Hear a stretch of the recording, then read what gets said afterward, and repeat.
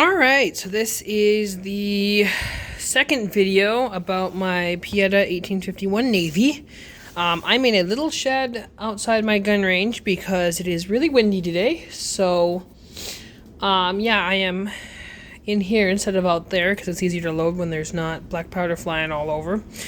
But anyway, if you guys like this video, don't forget to comment on videos you want me to make or stuff about this. I'm probably going to end up doing some hunting either late this fall/winter or into the spring with some small game hunting with this. If you want to see videos of that, by all means let me know. But yeah, so I'm going to go over the loading procedure and I'm going to fire the first shots out of this thing. Quick side note, I did already shoot a round of percussion caps out of here just to make sure that everything was working and that the nipple holes were clear and everything else for that. But we are going to go ahead and get started. I'm going to have to do this one-handed, so it might be a little bit, unless I can find a way to prop my phone up here. Let me see. I really need to be doing this two-handed because I don't want to mess with... This isn't black powder, this is Pyrodex. I could not find black powder at my local Cabela's or my local Fleet Farm, but I did find some Pyrodex. That's their pistol Pyrodex, which is 3FG equivalent, so I have Pyrodex in here instead of black powder. I am looking for black powder, but for now we're going to use Pyrodex. Everything you see from here on came, well, besides the percussion caps here, came in the Cabela's like black powder starter kit. So it came with some 44 caliber balls, which are, I think these are 4.51 caliber balls. Or 4.5, they might be either 4.51 or 4.54, I'm not sure, but they are for a 44 caliber, which is what my gun is. We have some pre-lubricated little felt wads. We have this really tiny powder measure, which I have set to, if the camera will focus here, maybe. Yep, it's set to 20 grains of black powder, which is a pretty accurate and historical charge for the 1851 Navy. I might do it a little, I might do something like 25, because it's a 44, not the original 36. But we'll deal with that when we come to it. And then we have a capper and the flask. I filled the capper with caps. I couldn't find any Remington number 10s, which are supposed to be the best ones, but I did find the CCI number 11 caps. I also bought CCI number 10 caps for it, because I didn't know which one was going to be right. The CCI number 10 caps do not fit on a stock 1851 Navy from Pietta. I tried, I got one on and I couldn't get it off. I had to basically break the percussion cap to get it off. Now the CCI number 11s, they're a little big for it, so they tend to either slide off or get caught in the action. So when you have... if you're firing, and you can see it's completely, I'm just going to do this for you guys. You can see there's no percussion caps on anything here. It's a completely clean gun. There's nothing here. But, there we go, clicked in. But when I fired the round of percussion caps out of here, first thing you got to do is once you fire that, you got to be careful, because once you fire that first percussion cap, you got to tip it up before you cock the hammer back, because the CCI caps kind of blow off, and maybe give it a little shake to try and let that percussion cap fall. Mine always kept actually like attaching to the top of my hammer, so I would just kind of kick them off with my thumb. But they're also a little big, so I found out that if you do it quick, you'll have 2, 3, 4 percussion caps falling off, and that's not something you want to have. But anyway, that's just a little something about the percussion caps that I found. I'm going to set the camera up here, and I'll go ahead and show you how we load an 1851 Navy. Alright, here we are, we're back. So we have the 1851 Navy here, and for me, I am just going to take this and kind of, I unlatch the little loading hammer here at the front. That's just something I do, you don't have to, but we're going to start with our Pyrodex. And I know I said I'm going to do a 20 grain powder charge. I'm actually going to do a 25 grain powder charge. So I'm just going to go ahead and use my powder flask and pour in my 25 grain powder charge of Pyrodex into my powder measure here. Maybe.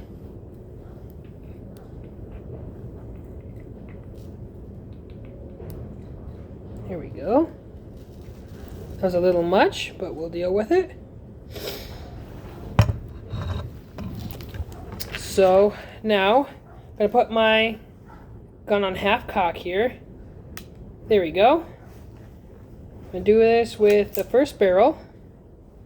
I'm just going to pour the black powder into it.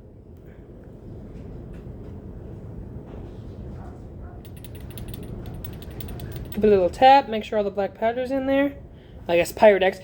I do have Pyrodex in here. I'm going to just keep calling it black powder because that's what I call it. So I'm actually going to lock my thing up again. I don't know why I unlocked it there. I'm going to take one of these pre-lubricated felt wads. I am going to set it on the charge. And I'm going to take my ball. I'm going to set it on top of the felt wad.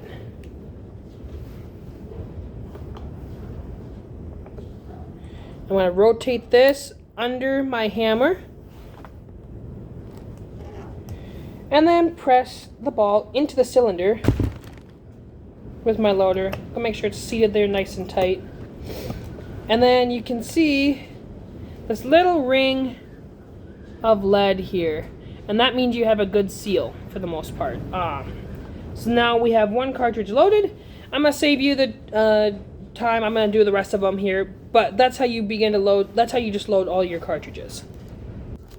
Alright, so now I have loaded all 6 cartridges, or all 6 cylinders, or not cylinder, all 6, you know what I mean, all 6 little barrels, not barrel, but you know what I mean, little places for your cartridge in the revolver. And I did the exact same thing as I did in the first one there. I put 25 grains of Pyrodex, followed by a felt wad, followed by a ball. Now it's time, the gun still won't fire, because there's no way for it to. In order for that to happen, maybe, if my capper works, this is the capper that came from Cabela's, and I don't think it's gonna work, because I put like caps in there, and I'm trying to like push the first one through, but I feel like I'm gonna start deforming the percussion caps if I put much more pressure on them. Yeah, so that's not going to work, which is fine. I have a little tin here. I'm going to set this down. I have a little tin.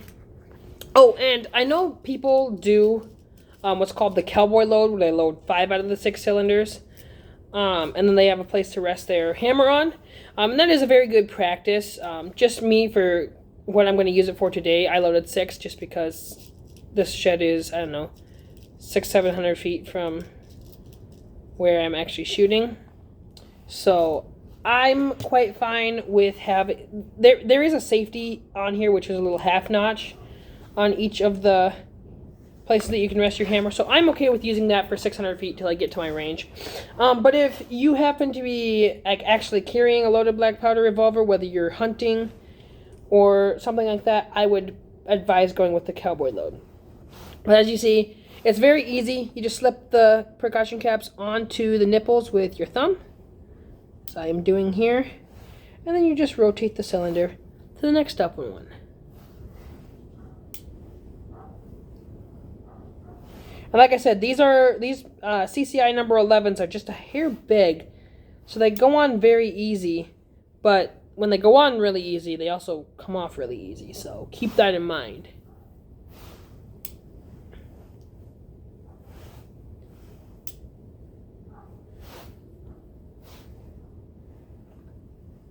Alright, so now I have a loaded 1851 Navy revolver. I'm going to, in order for your hammer to go from half cock to down to safety, you have to pull the trigger. So make sure you have a good firm grip on the hammer, and then just slowly pull the trigger, and then slowly let your hammer down. And you can see mine is resting on that little half notch here.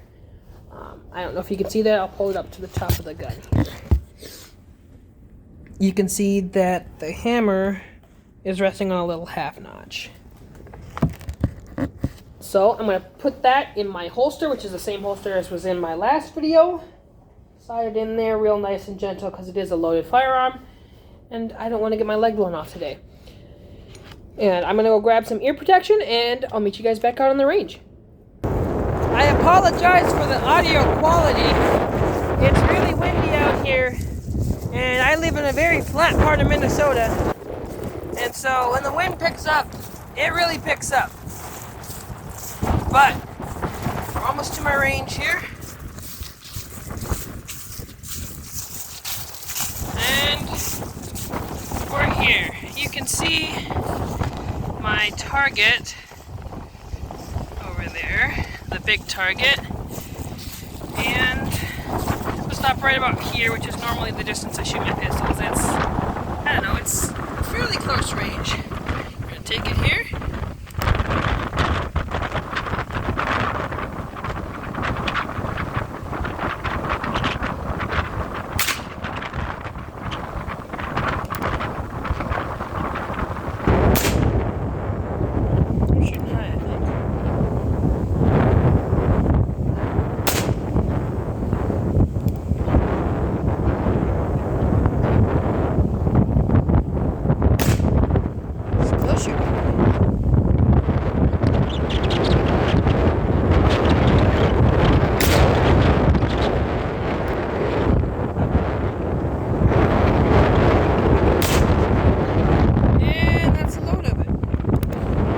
Back in the